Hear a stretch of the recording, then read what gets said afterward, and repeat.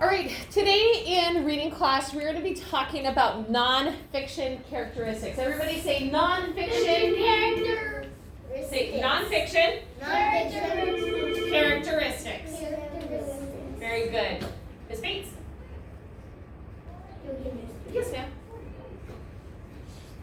I got the report back from the students that yes. So, Jacob, pardon?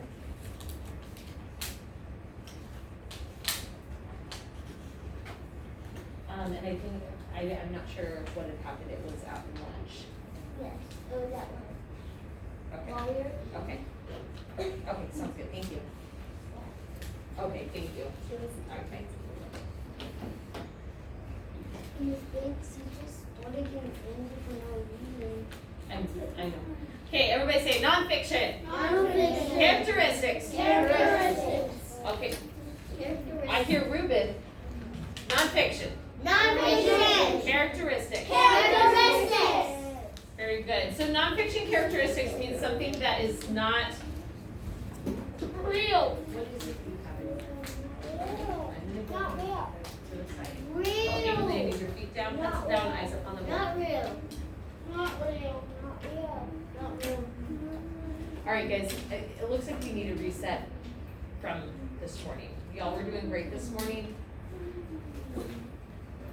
How do we show that you have something to say? Good. Yeah, you raise your hand. How do you know that Miss Bates wants you to call and repeat something? By listening. Yeah, by listening, but then I also do this. So if I want you to repeat after me, I'm going to say nonfiction. I got my hand up to my ear. Nonfiction. Nonfiction. Put all together. Nonfiction. Nonfiction. Characteristics. Characteristics. Okay, very good. So nonfiction is something that informs us of something. It's telling us facts. It's telling us information.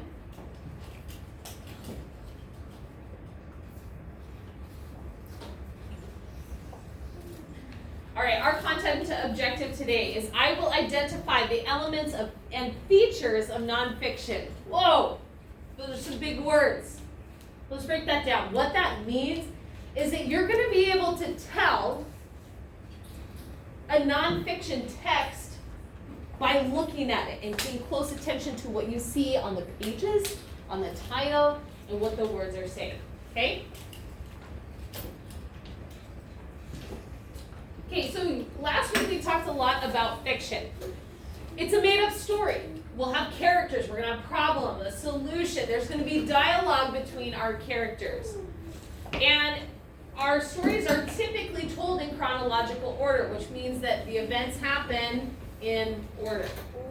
Just like we put things in order in math, we put things in order in our stories. All right, nonfiction is telling us facts. It's telling us information. The purpose also changes. We are now reading to learn, to get informed about things. It's going to include real life photos. It'll have charts, diagrams showing us all these different things. It might have an index or a glossary. Now, a nonfiction text isn't always going to have every single characteristic. Some might only have 3. But you can tell based upon what it is being said in the text.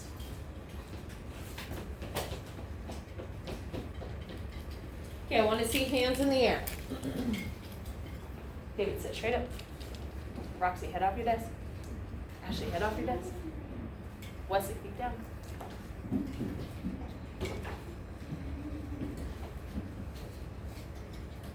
Okay, what is this? A map. It's a map. Yeah, and it's a map of the United States of America. Now, this is a characteristic of nonfiction text. They're called text features. Everybody say text features. Text features. Yes. Okay. On this clipboard, they itemize things. A list. Those are called bullets. Maybe your mom is creating a list to go grocery shopping, and she would put them in bullet form. Put a little dash, maybe a 1, 2, and 3. Okay, our title page is very important. This is the first page inside the book. Oftentimes it's similar to what the title actually is, or what the front cover actually looks like. So if my title is vegetables, there's a picture of carrots, onion, and corn. What do I anticipate that I will be reading about? What am I going to read about if I read this book? Raise your hand. What am I going to read about in this? Ashley? Vegetables. I'm going to read about vegetables. Now, what about vegetables? I don't know yet, but I know the topic is going to be about vegetables. It might be how to grow your vegetables. It might be how to find the best vegetables in a grocery store. It might be how to live as a vegetarian. We don't know until we read it, but I do know that I'll be reading about vegetables. It tells us our author and where it was published. Okay? The other one I'm going to talk to you about today is illustrations or photographs. Now, in fiction, they can have both made-up drawings and they can have an actual photograph. It's still fiction. In nonfiction, you can have a made-up drawing or an actual photograph. The pictures on the page do not determine whether or not something is fiction or nonfiction. The text determines that. But you will see illustrations of photographs a lot in nonfiction books to be able to give you a visual. We will go through all of these as the year goes on. Those are the ones that I wanted to bring to your attention right away.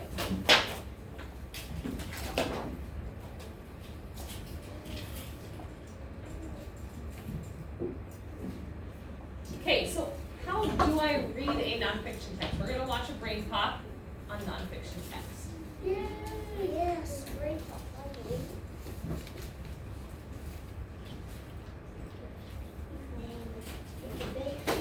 Okay, you're waiting quietly and patiently. Your voice is off. You're looking at the board. Your chair is pushed in.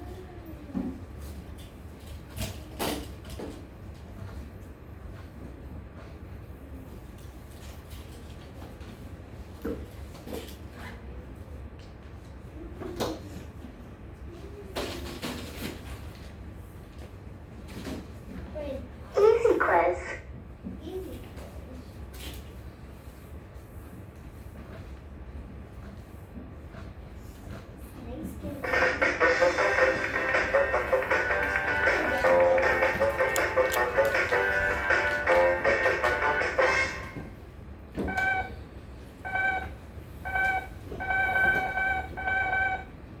Selden's lost his skin?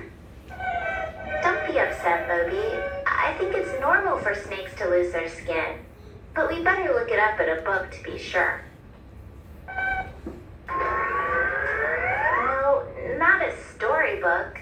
A nonfiction book. What is nonfiction? Nonfiction writing is about real people, places, or events. It shares information and facts to help explain things.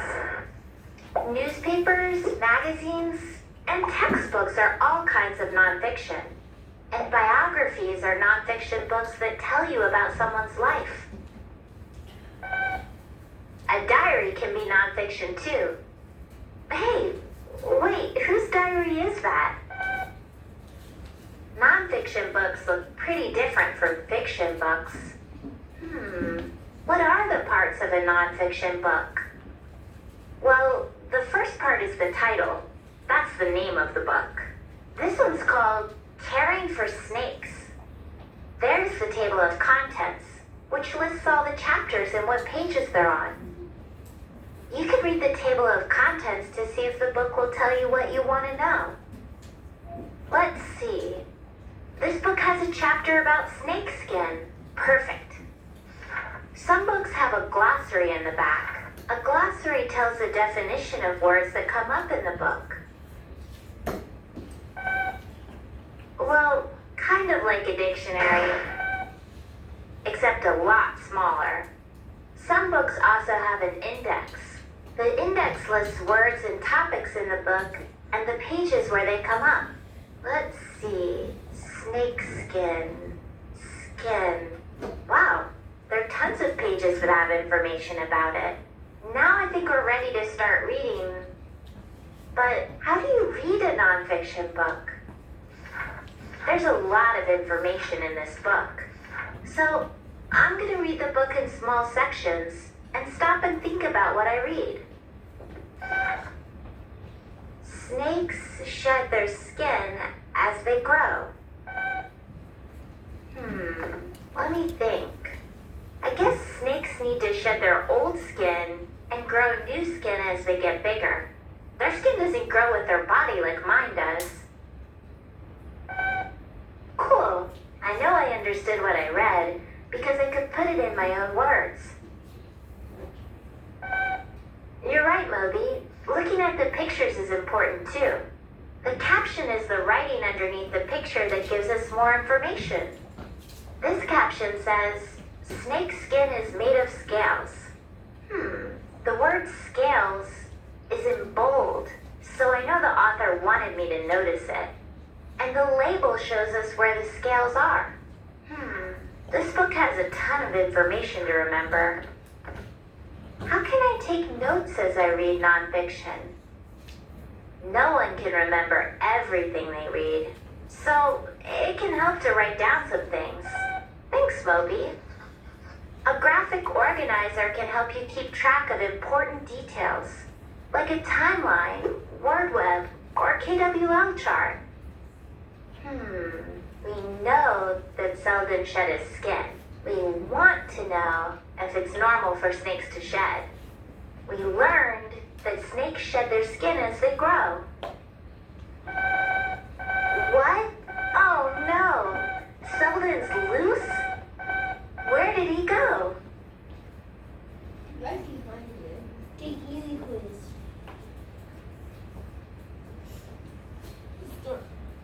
Start!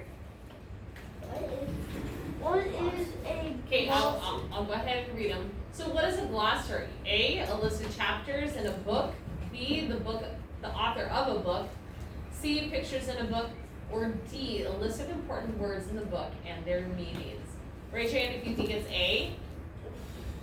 Raise your hand if you think it's B. Raise your hand if you think it's C. Raise your hand if you think it's D. Very good. The correct answer is D. Good. Actually, choose 3 of them. Oh, she did. Choose Wesley, your eyes should be on the board. Do not worry yourself about what other students are doing. Where do we put all links on the ground? Or is it lopsided? Lopsided. All right, which of these is nonfiction? A fairy tale about princess, a poem of flying cats, a short story set in Jupiter, or a magazine article about desert plants? Raise your hand if you think it's A, B, C, D. So the correct answer is D. So if it says a short story on Jupiter, it could be a story about aliens on Jupiter. So the correct answer is D. How can you show that you understand what you read? A, explain it in your own words. B, copy what's written in the book. C, forget what you read. D, not have any idea about it. Raise your hand if you think it's A, B, C, D. All right, very good, guys. It is A. Explain it in your own words. What do we do when we're reading text out of our HMH books, our green books that you guys brought home? Last week we have been writing. We're annotating. We're writing about what we're reading. Why would you read captions? A, they tell you when a book is published. B, they list the chapters. C, they help explain the pictures. D, they list all the important words in the back of the book. Captions. Raise your hand if you think it's A, B, C, D. All right, Ashley was the only one that got it. it. Yes, they help explain the pictures. Very good, Ashley. No, Yes, I Ruben. said Yes, Ruben. help take on one. Whenever you say A, B, or C, we don't know which one because last time whenever I was in second grade, I did 1, 2, 3, or 4. Okay, so in third grade and in my class, you see how there's an A written right there? I'm gonna do what the board says. So, like I'm reading the answers, so you'll know which one it is, and then when I say raise your hand if you think it's A, meaning the one on top, you see how, Ruben, you see how there's an A on top? Okay, so that's how you'll know. Hey, Miss Bates, you know if you click the little voice thing, How are a glossary and a dictionary alike? and then you can press those. Both tell you the meanings of words. And B, Both tell you how to care for snakes. C, Both have hundreds of pages.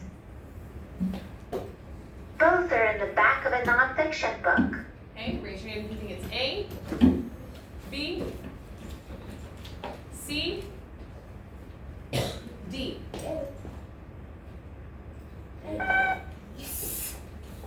They both tell you the meanings of words. Wait, look at okay. Now let's do the hard one. Huggy Buggy Doo Doo. Oh, Doggy. Dog. I'm done. Okay, so here is the cover, and then the first couple of pages of this story. So it says Pembroke Welsh Corgis. Here we have a table of contents, so if we know where to turn the page, if we want to skip to what they look like, we could go to page 8. Now inside, no, we gotta I'll come back to it. So inside we have a picture of a corgi, we have the paragraph of what it's talking about, and we have a caption. The caption tells us what is happening in the picture.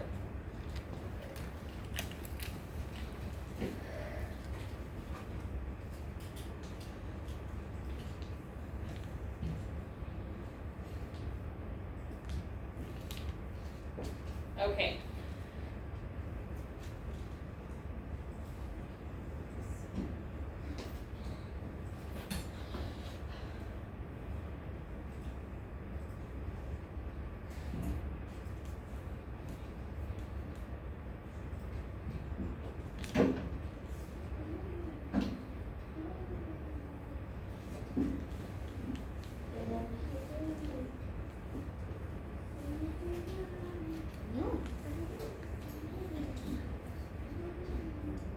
Maybe.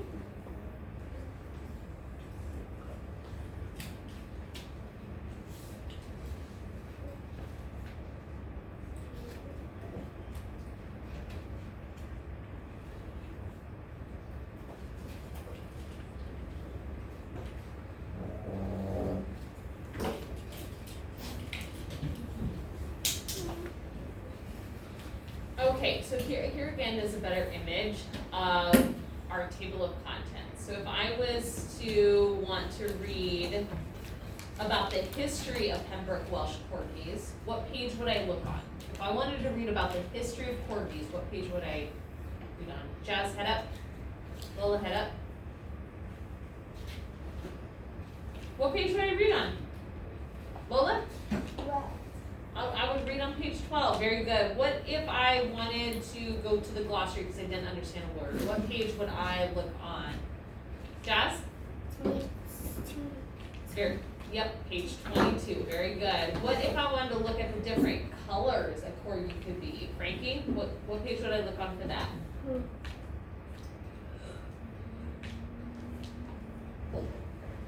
The colors and patterns of corgis.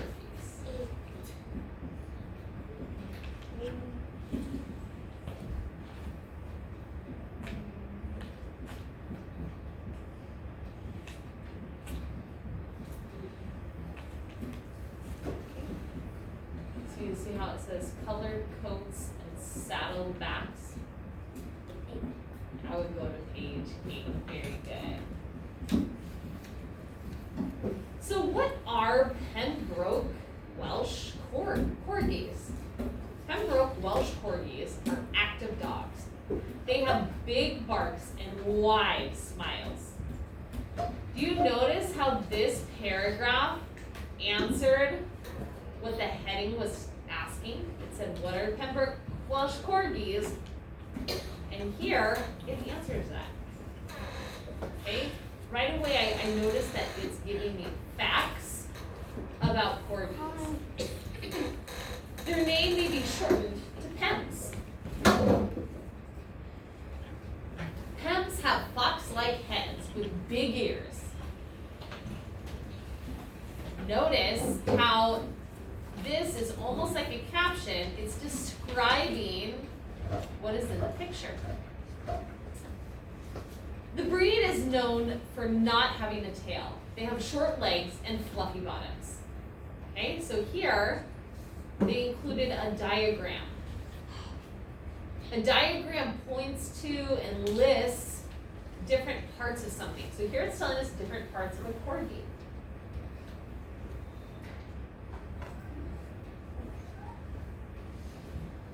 Colored coats and saddlebacks. What could I anticipate that I am going to read on page 8 and 9? The heading says colored coats and saddlebacks. What would I anticipate I would read about? Yes.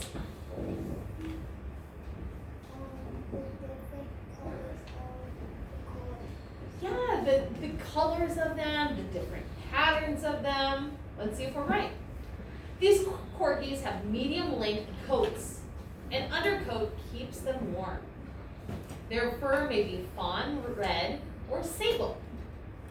Did that tell us the color? Yeah. Did we get information about their coats? What does it mean by coats? Are they putting on a jacket? What does it mean? Yes? Fur. Yeah, they're fur.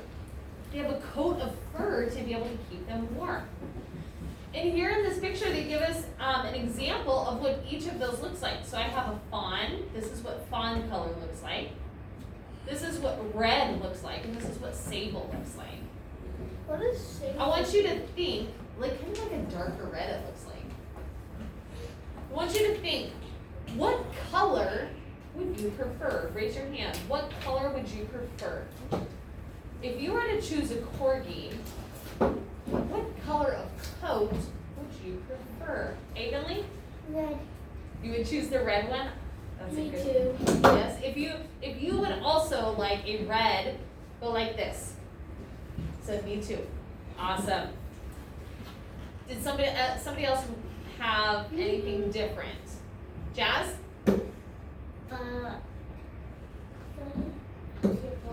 Sable? Excellent.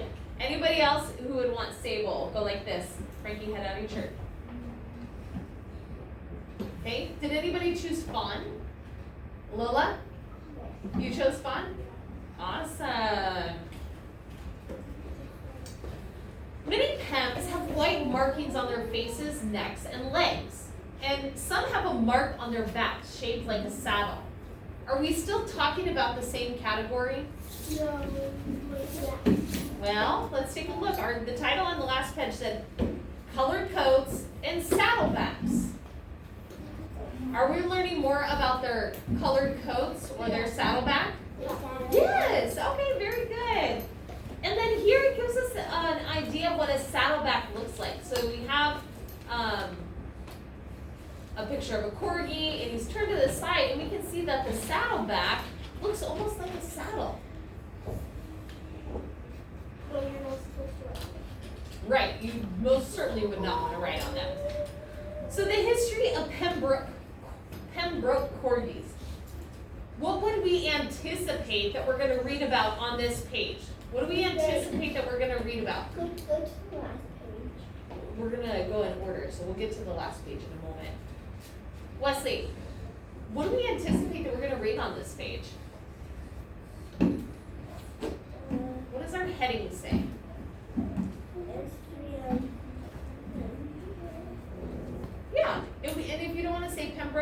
say PEMS. So we're gonna read about the history, right? PEMS are bred in Wales around the 1100s. Their earlier history is unclear. Welsh folktales say fairies and elves rode corgis into battle. So a folktale means something that's made up, right? And that's not true. Does it belong in a nonfiction book? Kind of. Yeah, it does, because it's giving us more history about where it originated. Do we know that, did elves and fairies really ride No. a corgi into battle? No, we can make that inference, but it's telling you the history of that. It gives us a map of where Wales is located, and it's located in Europe. Yes, go ahead.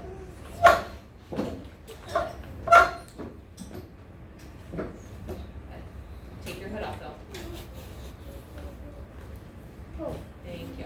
I started before. Okay, I want you to do a seat check. You're sitting straight up in your chair, your back should look like this.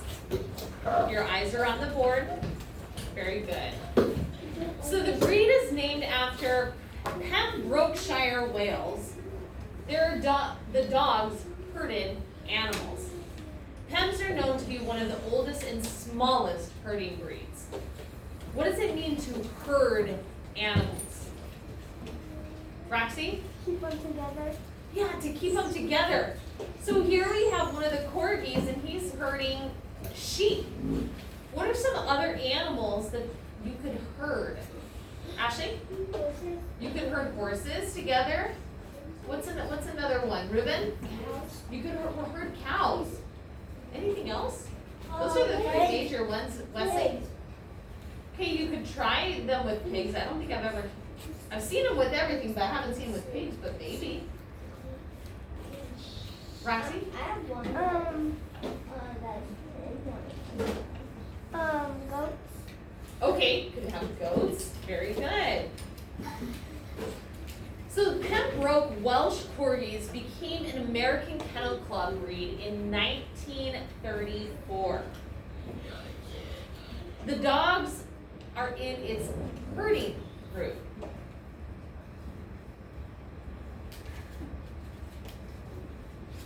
Royal companions.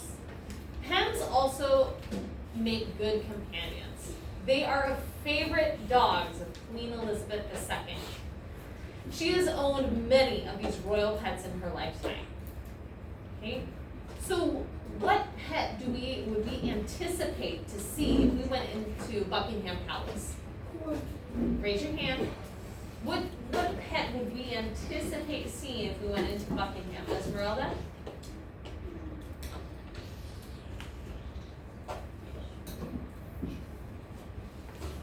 What have we been reading about? It says Pems make good royal companion and are the favorite dog of Queen Elizabeth II.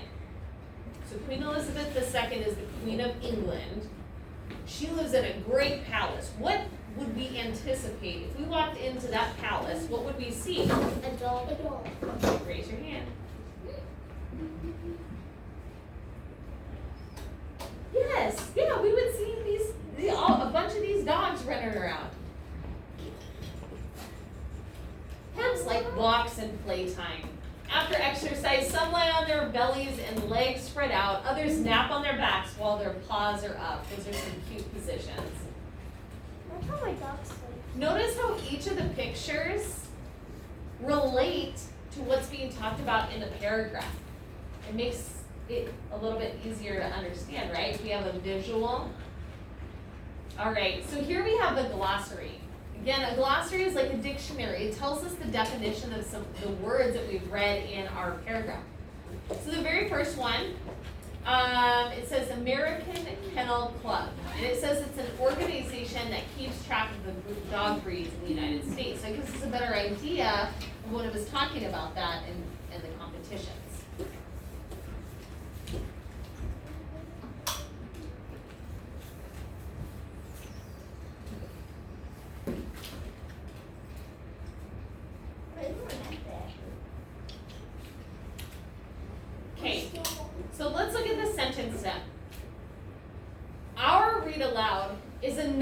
nonfiction text because I want you to raise your hand. How did we know that this text was a nonfiction It's still text? recording.